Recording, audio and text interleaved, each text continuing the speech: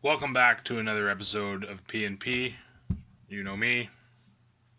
It's a simple week, boys. It's been busy. I've been off on vacation. Came home and had a major disaster with the display board for Nova. So it's been a very busy day. So I haven't had a chance to go and get a fancy pint for P&P. So we're going to stick with Old Faithful. Nothing wrong with it. It's magically delicious. It is the beer of choice for the OHA Forge. Anyways, I'm sure you're all dying to know. I know I've been posting pictures of the display board and the progress that's been happening. I will show you sort of what happened with the display board very shortly. Needless to say, it's going to go outside, get leaned up against a fence post, and abruptly shot with a shotgun. Very frustrated, upset. Worked pretty hard on that, was really looking forward to it, although I think it may have been a blessing in disguise.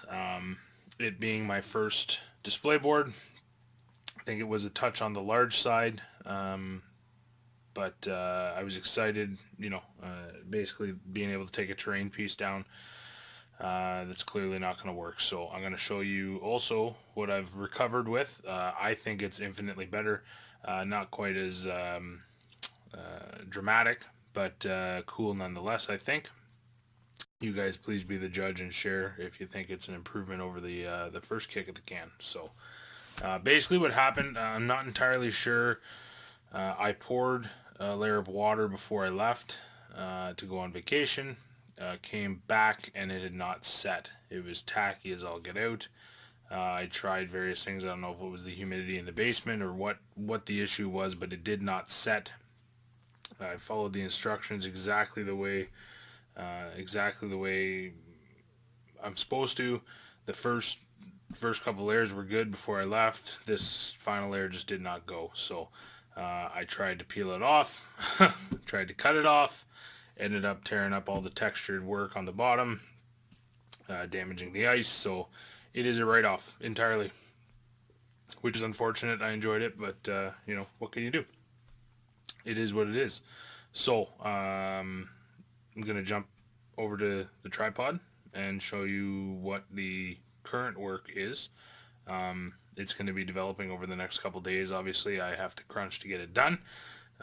With that, I've also finally finalized my composition for Nova. I have my list complete. I'm going to share it with you now and just sort of take you through my thought process for what I've got here. I was a big fan of going pure Iron Hills. However, given the meta down in the States, as well as here in Ontario, really, I think competitively, you're going to see a lot of magic. And if I don't have something to counter that, not that I wouldn't have fun, but I won't have as much fun. So rest assured, I'm going to be having a good time either way, because there's going to be lots of these.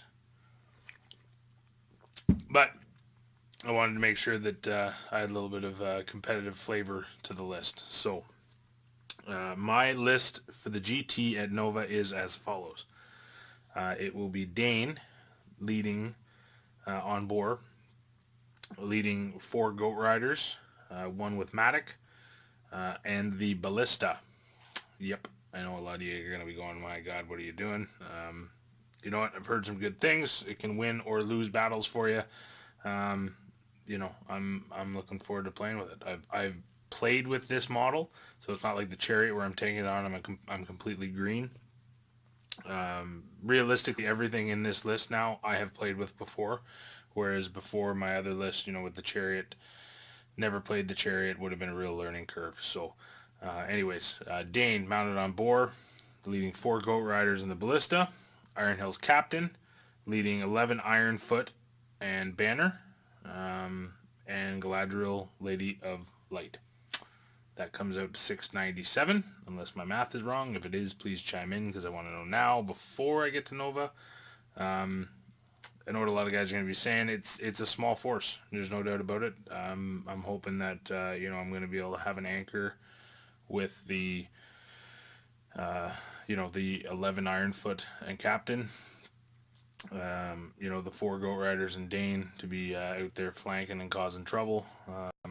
And then my theory is with Lady of Light and as well the Ballista, shooting is going to be pretty well a mute point. Never mind the fact of the defense of my dwarves. But that Ballista, I think, is going to really come in handy for, big stuff. The tremendous impact rule is awesome, especially if you're fighting, let's say if I end up fighting a Rohan force or, something that's entirely mounted, Rivendell Knights, whatever the case is. That Ballista is going to come in handy for knocking guys off their ponies. And basically it's just a big, it's good if I end up coming up against a horde army, like if someone's just spamming Gondor, or orcs or whatever, I think it's going to come in handy. So it's the only shooting I have. I was not able to get my hands on crossbowmen before the event, so it's kind of doing three things really. I think it's complementing Galadriel in the sense that it's going to really help take away shooting for many armies that are heavily reliant on shooting. It's a distraction. Someone's you're going to want to take that out. You're not going to want it sitting there pounding away. It's going to force guys to be a lot more cognizant of where they're deploying, how they're deploying. Troops marching in front of a ballista and shield wall outside of cover, not a good thing. Not a good thing. Good for me, not good for them. So, I'm thinking that's gonna really complement and help my dwarves out. And then again, Dane and the four goats out causing trouble on the flanks, if at all possible. The only concern I have is going to be obviously deployment. Lady Galadriel, she's going to be obviously an independent out there, sort of just hanging out.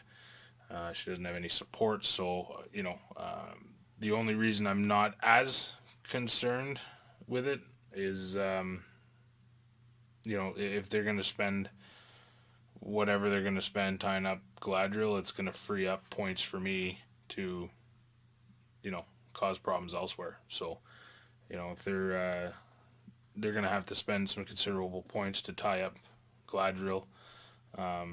She is relatively powerful as far as the Lady of Light profile goes. So, confident there. Minus the Maelstrom of Battle deployment, that could be difficult, but just going to have to work around it. If I got to start miting deployment rolls, then so be it. Then obviously the Iron Hill Captain gives me that terrific rule, tactical awareness, and then of course the banner. I'm a big fan of banners. I'm pretty sure Nova doesn't do any scenarios based around banners, but they come in handy. For 25 points, I think it's a solid investment, especially for an army limited in numbers as mine. The benefits that Dane's going to give those goat riders are going to be awesome. Having the banner there with that captain, I think, is really going to complement and help those dwarves survive, survive a little longer than maybe they would without it. So that is my force composition for Nova. So once again, that's Dane, mounted on boar, 4 goat riders, a ballista, Iron Hill Captain, 11 Ironfoot with banner, and Galadriel, Lady of Light. So that's my GT list. Chaos and Arda. I'm just trying to minimize the number of models that I'm taking down, just because I'm traveling 8 hours to get there across border, and I don't want to be lugging models all over the place. So my Chaos and Arda is Dane with 2 goat riders and a Iron Hills Captain with 10 Ironfoot. That's it. Just gonna go let some trolls throw my dwarves around. That's all for good fun anyways. So realistically, these pre-games, in the sense of Chaos and Arda and the doubles tournament, is really going to be essentially, playtesting for me. In that setting, having fun obviously, but still getting a feel for my army, because I haven't had as much time as I would have liked to get playtesting in and get things done. So I'm really looking forward to those games. So I'm trying to carry over a lot of my force for the GT into these, just to help basically get some practice rounds in. So that's my Chaos and Arda. My doubles, partnering up with Evan from the OSBGL. and that's going to be Dane Ironfoot with 3 Goat Riders, 4 Iron Hills with Spears, and Galadriel, Lady of Light. That's 398 points for me. Evan did tell me what he's bringing, but I'm not entirely sure. So I'm thinking he's more of an anchor for us, whereas I was supposed to bring the hero and the anti-magic. So he's basically going to be the anchor for objectives and the like. So looking forward to that. And then the only other thing that I have to come up with is my Deadliest Heroes of Middle Earth. I wasn't originally going to play. Evan kind of talked me into it, so I'm hoping Devin's going to be able to fit me in. But basically, I don't know. I've got to pick 1,000 points of heroes, I guess. So I'm going to have to dig through the cabinet and see what I want to bring. That's going to be nothing fancy. That's just pure fun. So, but all in all, I'm happy with my force. It's not changing now. This is it. Locked in, go to, unless, Evan comes over here and smacks me upside the head and says, what are you doing?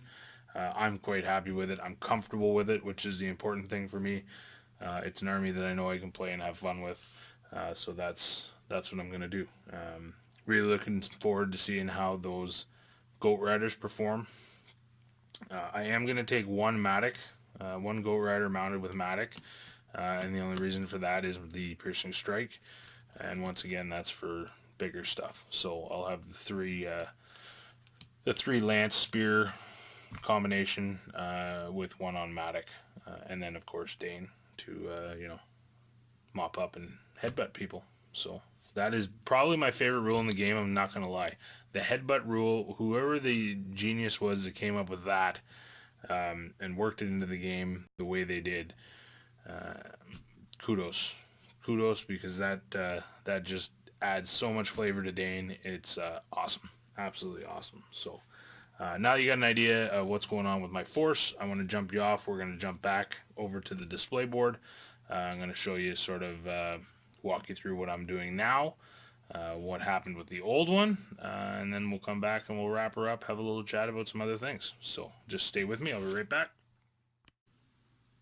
Alright guys, welcome back. This is the new display piece that I'm going to get done for Nova now that my original board is falling apart. I've decided I'm not even going to show you because it's too depressing to even go over. Just envision all of that lovely water turned into a giant ball of soup, tacky, sticky, all over your fingers, getting it all over the workbench, everywhere. Just a nightmare. Throw it out. Garbage. I peeled off all the cool looking stone that I had done to save. Maybe throw it onto this. Don't know yet. But this is the new idea. So, this is basically an old 2 bottles of wine came in this. It was my wife's. I found it. I said, can I have it? She said, yes. Awesome. So I've just given it a basic overcoat.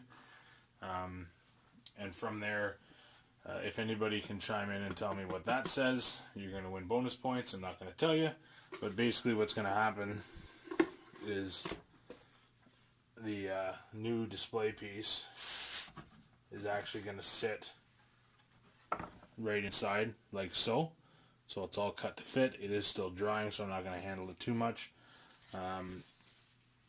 Basically that's so we're going to have the ballista on this side with the crew, Lady Galadriel. You're going to have the Goat Riders and Dane coming over the hill, and then the Captain and the Ironfoot in front. So I'm going to try a different method of water effects here. Very small, very shallow. If that screws up, I don't care if it's still wet or not. It's coming to Nova. So that's how it's going to sit. The box is going to be propped open like this. I'm going to put stoppers on the rear here. And what I'm envisioning here is I've actually printed out a snow-capped winter theme mountain picture that's actually going to fit into the back as a backdrop. So you're going to have the contoured land like I've done here, painted up very similar to how I did the original board, and then it should look like a scene. I'm hoping. That's my idea. Hopefully it works. If it doesn't, I don't know what to tell you.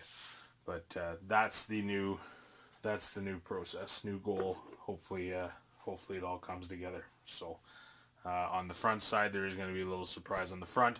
Those of you who want to chime in, please let me know what that says on the box. I would be very impressed if you did. So that's the status of that. That was literally done today, all in one shot. I have not left the forge, just because I got to get this stuff done. A lot of progression on the goat riders. I've posted some pictures. I'll throw up some stills at the end of the video of the goat riders I have completed. Very happy with them. I've got 3 more on the bench. I only need 1 more for Nova, but I'm going to get the other 3 painted. And then essentially I am done painting my force. No, forgive me, I need to paint 2 more just iron foot to be used as dismounts in the event that some bugger gets lucky enough to knock me off my rams.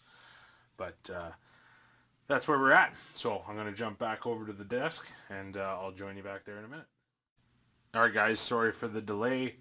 Wanted to get back to you here. A little bit of progress. It's now late in the evening, Friday night.